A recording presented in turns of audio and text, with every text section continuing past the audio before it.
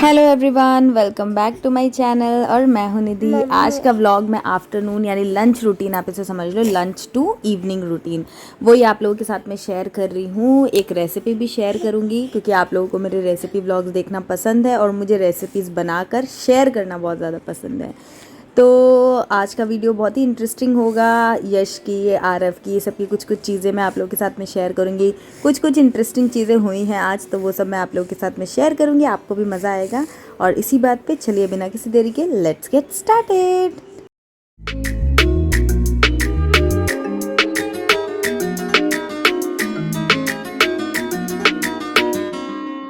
ये mid morning snack दिया था मैंने यश को। ऑरेंज ऑरेंज यश को बहुत ज़्यादा पसंद है और एकदम मीठे अच्छे वाले मैं लेकर के आई थी। तो मैंने कैंची से इसको ऐसे एक जो स्लाइस था ना ऑरेंज का, उसका मैंने 3 टुकड़ा ऐसे कर दिया था। तो बीज वगैरह सब रिमूव कर दिए थे और मैं अपना काम करती जा रही थी और उसको बीच बीच में ऐसे खिलाते जा रही थी। तो हालांकि वो ऐसे नहीं खा रहा था कि उसने मैश नहीं किया, मुँह में डालता था फिर मुँह से निकाल के पहले ऐसे उसको मसलता था, उसके बाद फिर खाता था। लेकिन उसको ऑरेंज बहुत ज़्यादा पसंद है तो खा लिया था उसने। आधा ऑरेंज खाया था मैंने, एक ऑरेंज सर्व किया था बट उसने आधा ऑरेंज खाया था। तो उसका मिड मॉर्निंग स्नैक हो रहा था और इधर मैं अपने लंच की तैयारी कर रही थी। तो आज लंच में बनाने वाली हूँ मैं लौकी के कोफ्ते। तो लौकी को अच्छे से ग्रेट कर लेना है, घिस लेना है, या चॉपर में चॉप कर सकते हो। उसके बाद उसका सारा पानी मैंने निकाल दिया है, वो आटा उसमें लगा लूँगी। और इसके अंदर मैंने बेसन और थोड़े से ड्राई मसाले लाइक हल्दी, धनिया में पाउडर, मिर्च, नमक, आमचूर, गरम मसाला, जो भी आपके पास हो सब डाल देना। और उसके बाद ये ऐसा थिक सा बैटर बना के और मैं डीप फ्राई कर रही हूँ, पकौड़े जैसे बना ले रही हूँ।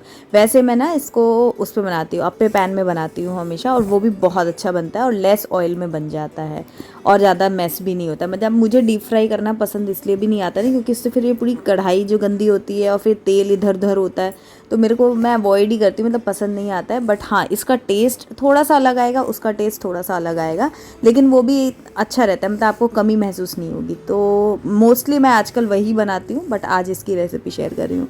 तो ये मैंने डीप फ्राई कर लिया है, इस तरीके से ब्राउन जैसा कर लिया है। और उसके बाद अब हम इसकी ग्रेवी की तैयारी करेंगे। तो ग्रेवी के लिए मैं इसमें यूज़ करूँगी टमाटर, प्याज, अदरक, हरी मिर्च, ये सारी चीज़ें। तो लहसुन भी डाला है।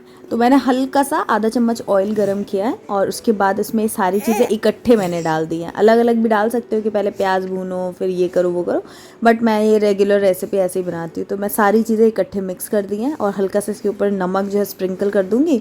और इसे ढक करके या खुला भी थोड़ा सा 2-3 मिनट के लिए पकाएंगे जब तक ये सारी चीज़ें, टमाटर स्पेशली, थोड़ा मशी हो जाए उतना। उसके बाद इसको बंद करके ठंडा करेंगे और फिर इसका एक पेस्ट बना लेंगे। तो इस तरीके से जब आप बनाते हैं ना सब्ज़ी, ऐसा मैंने नोट किया है, तो सब्ज़ी बहुत ज़्यादा हैवी नहीं लगती। लहसुन वगैरह जो पक जाते हैं ना, उसके बाद जब आप उन्हें पीसते तो थोड़ा अलग सा लाइट सब्ज़ी का जो वो है ना टेस्ट, वो लाइट लाइट सा लगता है, बहुत हैवी हैवी रिच नहीं लगता है। तो इसलिए मैं इस तरीके से भी बनाती हूँ, दोनों तरीके से बना लेती हूँ, दोनों का अलग अलग टेस्ट आता है और दोनों ही बहुत अच्छा लगता है। उसके बाद फिर मैंने सेम कुकर में ही मस्टर्ड ऑयल हल्का सा गरम कर लिया था और उसके अंदर थोड़ा सा हींग जीरे का तड़का दिया और फिर ये मसाला डायरेक्ट उसमें डाल दिया। और उसके ऊपर से मैं ये थोड़ा सा जो हमारे रेगुलर मसाले होते हैं वही ड्राई मसाले, हल्दी, धनिया, मिर्च, गरम मसाला, नमक, ये सब चीज़ें मैंने इसमें डाल दी हैं।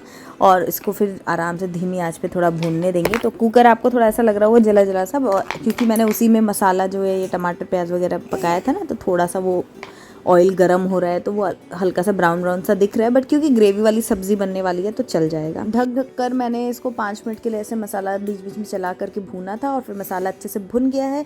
तो आप देख सकते हो कि पैन छोड़ने लगता है जो मसाला है ना, क्योंकि मैंने इसमें बहुत ही लेस ऑयल डाला है, तो ना आपको साइड से तेल छूटा हुआ नहीं दिखेगा। तो आपको इसी से चेक करना पड़ेगा कि अगर ये पैन छोड़ने लग रहा है, कढ़ाई छोड़ने लग रहा है नीचे से, तो इसका मतलब कि मसाला आपका अच्छे से भुन चुका है।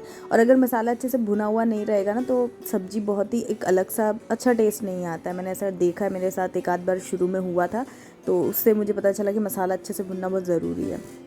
उसके बाद फिर मैंने इसमें पानी डाल दिया है। पानी थोड़ा ज़्यादा ही डलता है क्योंकि जो कोफ्ते हैं ना वो पानी अब्जॉर्ब करते हैं, तभी वो सॉफ्ट भी रहते हैं। तो पानी इतना होना चाहिए कि ग्रेवी भी बन जाए और कोफ्ते के पास इनफ पानी हो अब्जॉर्ब करने के लिए। तो पानी डाल दिया और उसके बाद पानी थोड़ा सा बॉयल हो जाए, उसके बाद उसमें हमको कोफ्ते ऐड करने हैं। और कोफ्ते डालने के बाद मैं एक बॉयल आने तक इसको पकाती हूँ। उसके बाद उसमें थोड़ा सा गरम मसाला डाल दीजिए, कसूरी मेथी डाल दीजिए और बस कोफ्ते आपके बन करके तैयार है। इसको सर्व कर दिया है मैंने रोटी और बूंदी के रायते के साथ।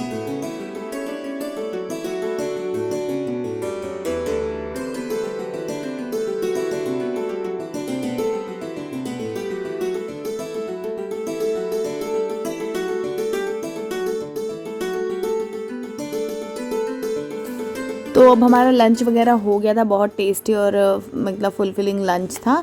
और अब उसके बाद फिर क्लीनिंग वगैरह का टाइम हो गया था। तो मैंने आपको बताया था कि मैं जब खाना बना रही थी तो मैंने यश को ऑरेंज वगैरह दिया था खाने के लिए, तो वो बार बार निकाल के ऐसे खाया, तो उसने अच्छे से खाया।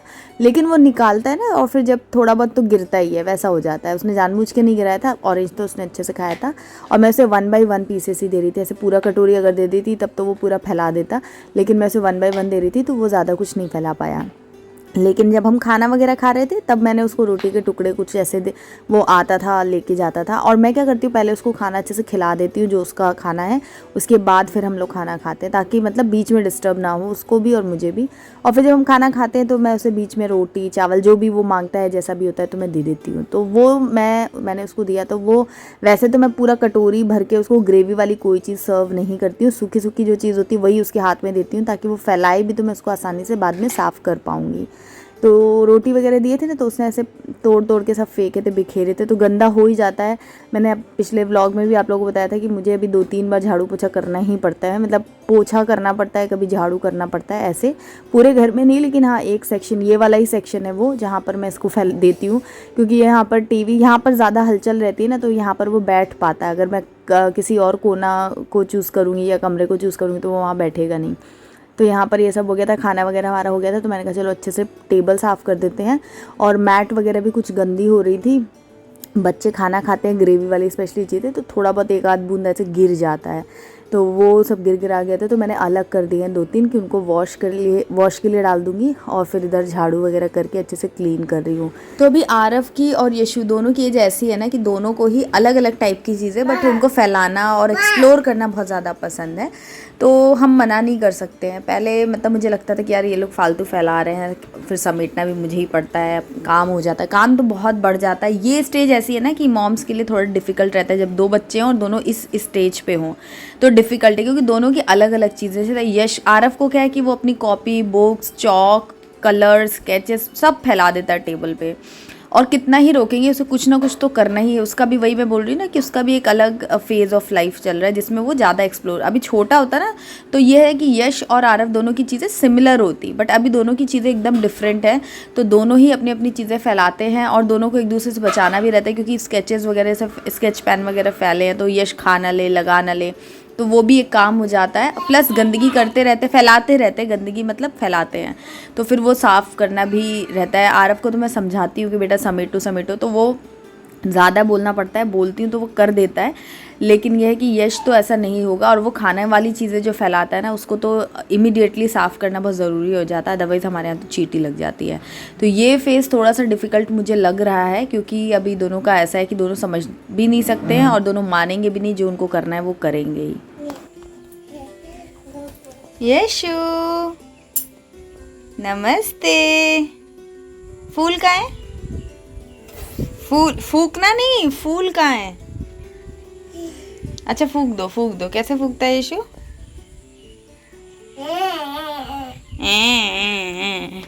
हाँ, ये क्या है? ये क्या है? लीव्स है। हेलो कर दो, चलो सबको हेलो कर, हेलो। यस, बस प्यार से, इतना ही काफ़ी है। और नमस्ते तो कर दो। ये मम्मा के जैसे कौन बैठ गया भाई? खड़े हो जाओ, डांस करो। यशु डांस कैसे करता है? यशु पिटाई खाने के काम क्यों करता है? रख दो उसको, रख दो। नो, रख दो, गंदा है वो, छी है, छी। लाओ मुझे दे दो। Thank you. चलो डांस करके दिखा दो। 1 2 3 4। नो नहीं, नो यशु, नो। इसको हेलो करो, उसको हेलो करो जल्दी से। ये देखो, ये वाला प्लांट हेलो करने बोल रहा है, हेलो करो उसको। यशु आ जाओ, यशु मेरे पास आ जाओ, यशु नमस्ते। वो देखो यशु बोल रहा है आपको। यशु को तो बस खुराफात समझ में आती है। चलो बाय, टाटा। मैं जा रही हूँ, आप करो अपना, ठीक है? मैं जा रही हूँ, आप अपना ये सब करो, गंदी बात, ठीक है? बाय। कितना अच्छा मौसम है, ये देखो, ये देखो इसको, ये देखो कितना अच्छा है, बहुत अच्छी हवा चल रही है। Tata, bye bye. मैं जा रही हूँ, मैं जा रही हूँ, अभी आएगा देखना। बाय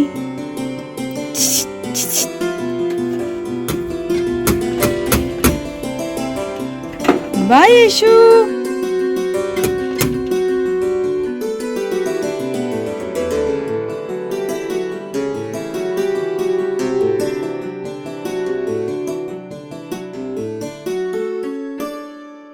तो दोस्तों हम लोग खेल रहे हैं, ये इसको क्या बोलते हैं? टिक टैक टू।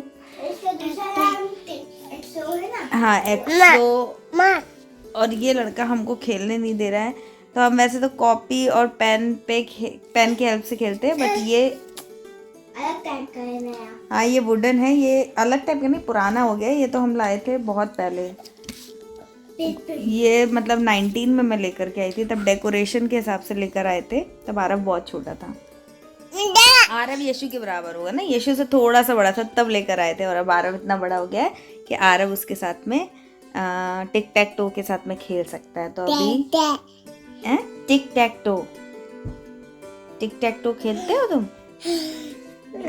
ये तो बदमाशी करने में इसको बहुत मजा आता है, टाटा करता है। तब हम लोग जा रहे हैं टिक टैक टो खेलने। एक राउंड मैं जीत चुकी हूँ, बट इस चीटर ने पता नहीं क्या उसमें कहानी बना करके बोला कि नहीं नहीं मैं जीता हूँ। तो हम लोग वापस से नए रूल सेट कर रहे हैं और जीतेंगे। चलो चलो लेट्स प्ले, चलो लेट्स प्ले।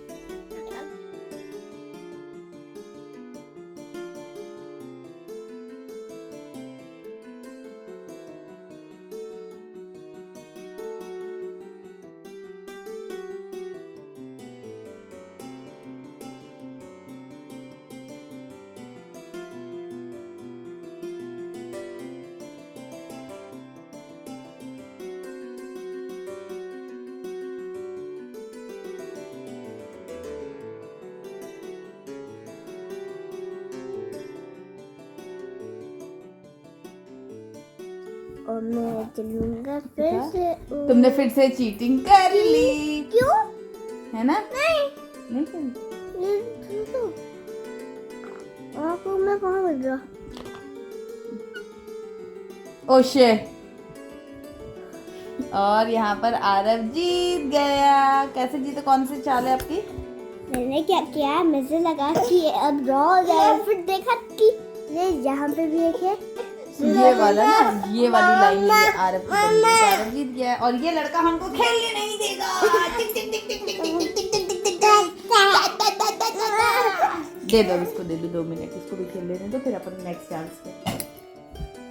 मुझे देते नहीं हूँ।